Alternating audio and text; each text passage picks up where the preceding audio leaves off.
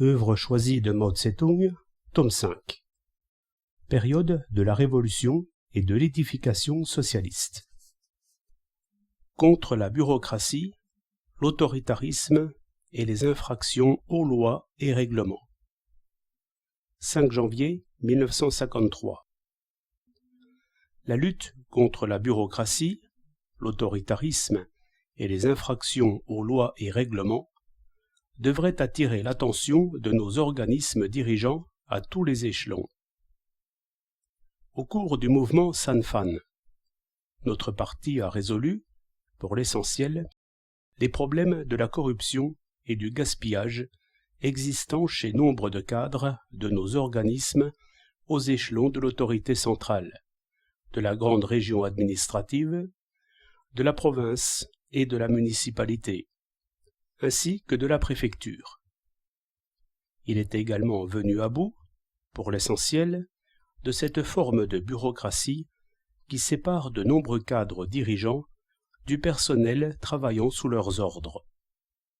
Mais dans beaucoup de régions, de secteurs et d'organismes, le problème n'est pratiquement pas résolu pour d'autres manifestations de la bureaucratie, telles que ignorance des souffrances des masses populaires, ignorance de ce qui se passe dans les unités inférieures quelque peu éloignées, ignorance encore de nombreux cas d'autoritarisme et d'infraction aux lois et règlements chez les cadres de district, d'arrondissement et de canton, et aussi de l'existence, parmi eux, de mauvais éléments, coupables de mauvaises actions de ce genre, ou bien indifférence totale pour ces mauvais éléments et ces mauvaises actions, dont on est plus ou moins informé sans toutefois en être indigné, sans se rendre compte de la gravité du problème et par conséquent sans prendre de mesures efficaces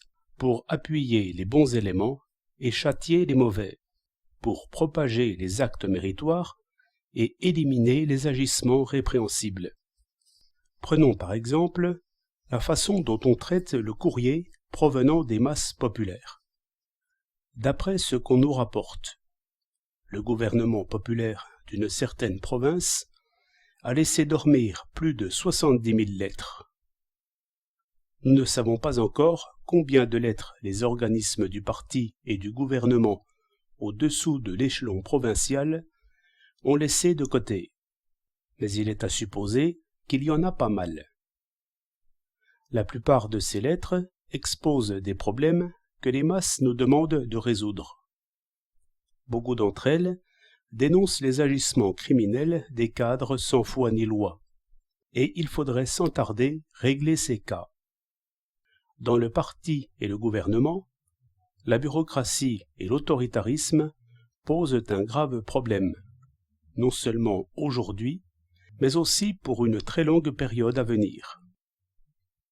Du point de vue de l'origine sociale, ils sont le reflet, dans notre parti et notre gouvernement, des survivances du style de travail réactionnaire, style antipopulaire, style du Kuomintang, adopté par les classes dominantes réactionnaires à l'égard du peuple. À envisager le rôle dirigeant et les méthodes de direction des organismes du parti et du gouvernement, la répartition des tâches n'a pas été suivie d'une explication concernant les mesures politiques concrètes et le style de travail à observer. En d'autres termes, en assignant les tâches aux cadres des échelons moyens ou inférieurs, on ne leur a pas prescrit de façon réitérée quelles étaient les mesures politiques concrètes et le style de travail à suivre. C'est qu'on n'a pas entrepris la vérification des cadres de divers échelons, notamment ceux du district, de l'arrondissement et du canton, ou que cette vérification n'a pas été faite de manière satisfaisante.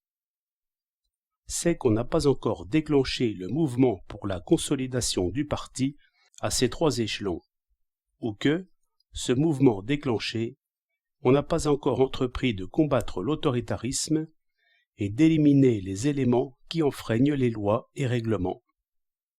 C'est qu'on n'a pas encore engagé la lutte pour combattre et éliminer cette forme de bureaucratie qui se manifeste chez les cadres de nos organismes dirigeants à l'échelon de la préfecture et au-dessus, lesquels ignorent toujours les souffrances des masses populaires et la situation des organisations de base ou ne s'en soucient guère.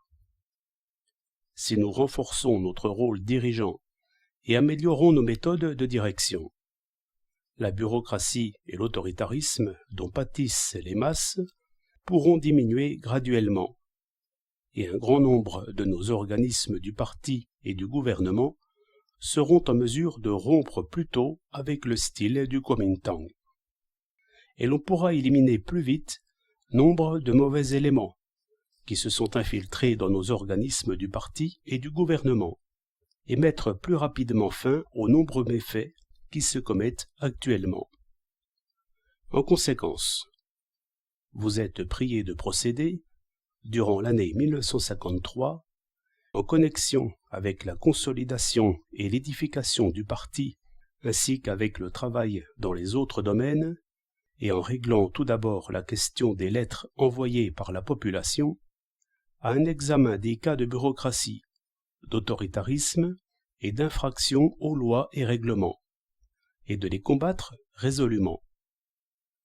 La presse devra réserver une large place à la dénonciation des cas typiques de ce genre. Ceux qui commettent des infractions graves seront punis par la loi.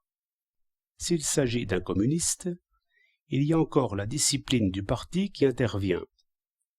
Les comités du parti à tous les échelons doivent faire preuve de fermeté pour châtier les éléments qui, ayant violé la loi, se sont attirés une haine implacable des masses et pour les éliminer des organismes du parti et du gouvernement. Les plus grands coupables seront exécutés afin de calmer la colère du peuple et d'éduquer par là les cadres et les masses populaires. Et lorsque la vaste lutte contre les mauvais éléments et les méfaits aura atteint la phase voulue, il faudra procéder, dans les diverses régions, à l'investigation et à l'analyse pour dégager des exemples typiques parmi les éléments d'élite et les actions méritoires, et les mettre en honneur, afin que tous les membres du parti puissent s'en inspirer et que ce qui est juste l'emporte sur ce qui est mauvais. Nous sommes convaincus que de tels exemples typiques sont nombreux dans les diverses régions du pays.